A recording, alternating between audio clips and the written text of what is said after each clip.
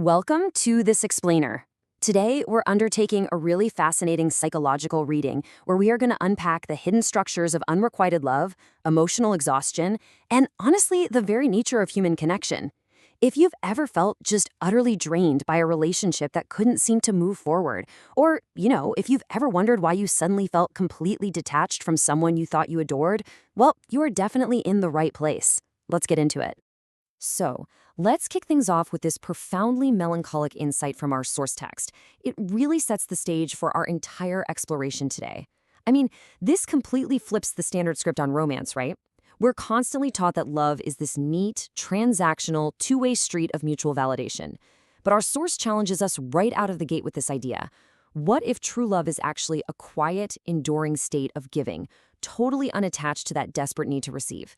Keep that concept of quiet endurance in the back of your mind as we unpack today's topic. I want you to think about this question carefully. You know the exact feeling I'm talking about, right? You really vibe with someone, the conversation flows, you laugh together, but the distance never actually closes. Maybe they're unavailable, or maybe the timing is just way off. And then one day you wake up and those intense feelings are simply gone, just dropped to zero.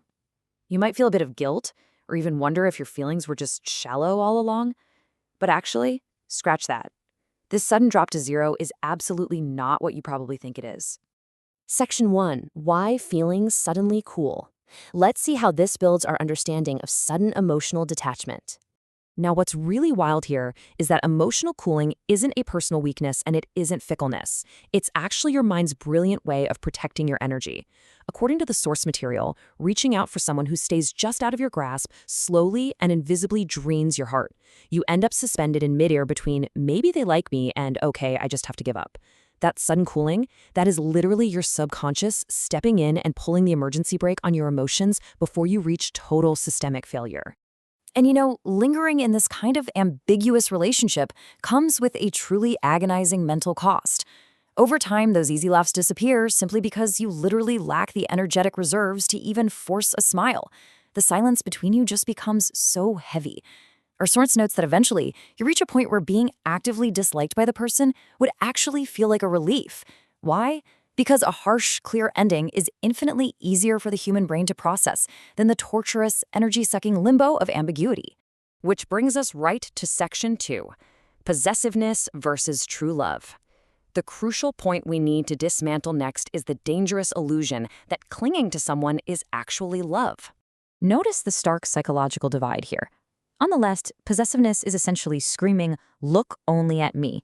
But the source text points out that this is basically using another person to stabilize your own self-worth. It's a totally natural human emotion, sure, but ultimately, it's love for oneself. Now on the right, true love operates completely differently. It finds meaning simply in the act of giving. It doesn't rely on the other person staying or even looking your way just to feel complete. It is a painful paradox, but people who love widely and sincerely without clinging to a specific person very often find themselves standing alone. Our source text explains that people with this immense capacity for true love often end up attracting others who desperately need to be healed or filled up. But because these deep lovers don't trap or possess anyone, those people eventually just move on to their own happiness. And the result? The person giving the truest love is left in a state of quiet loneliness. It's not a flaw in their character at all. It's just a byproduct of how they love. Let's move to Section 3, self-defense, known as boundaries. To prevent ourselves from being completely drained by these dynamics, we need to redefine our concept of boundaries. Here we see the exact cycle of enmeshment and exploitation that happens when people with empty hearts use others to fill their gaps. And the most fascinating part here is that the source text emphasizes this is rarely done with any malice. It's often completely unconscious. People just naturally gravitate toward what makes them comfortable.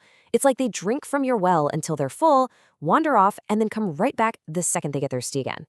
If you're the one constantly pouring, you're gonna eventually run dry. So, rather than seeing a boundary as this cold brick wall shutting people out, we need to look at it as a warm shield. It offers a crucial paradigm shift.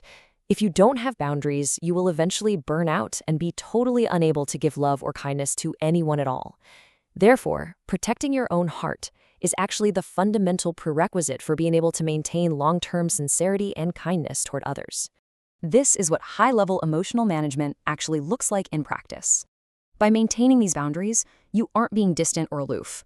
You're engaging deeply, but refusing to be swallowed whole. You're empathizing with someone's pain, but refusing to assimilate it as your own. This is the grounded, realistic way to sustain human connection over a lifetime without completely destroying your own emotional ecosystem. Which leads us into section 4. Loneliness proves emotional depth. As we wrap up our major concepts, I want to completely shift how you view your own feelings of isolation.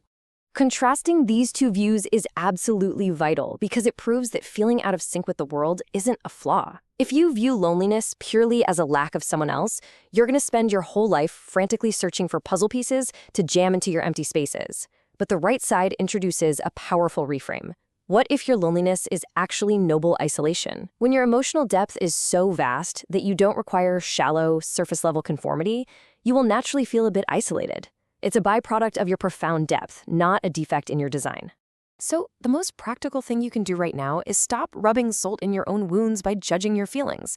The source text makes a fantastic point here. If your feelings cooled off, well, they cooled off. If you feel exhausted, you're exhausted. Don't add a secondary layer of suffering by calling yourself weak or fickle. Your emotions are just a map. Accept them neutrally, use them to gauge your energy levels, and adjust your distance from others accordingly. Now, this insight is the ultimate comfort for an exhausted heart. The source material states this very clearly, and I want you to really absorb it. Superficial people simply do not get hurt this deeply. If you are experiencing profound loneliness or agonizing emotional exhaustion, it is direct proof that your internal emotional machinery is working flawlessly. Your sensitivity is functioning exactly as it should. As we wrap up this explainer, I'm going to leave you with this provocative thought to carry with you. Every moment of sudden emotional cooling, every bout of loneliness, every exhausting encounter, it's all just friction generated when your unique shape of love rubs up against the outside world. So stop fighting the friction in your heart. Stop viewing it as a failure. Instead, start listening to what that friction is telling you about your own incredible, expansive capacity to love. Thank you so much for joining me on this explainer journey today. Keep learning, and please, keep protecting that heart of yours.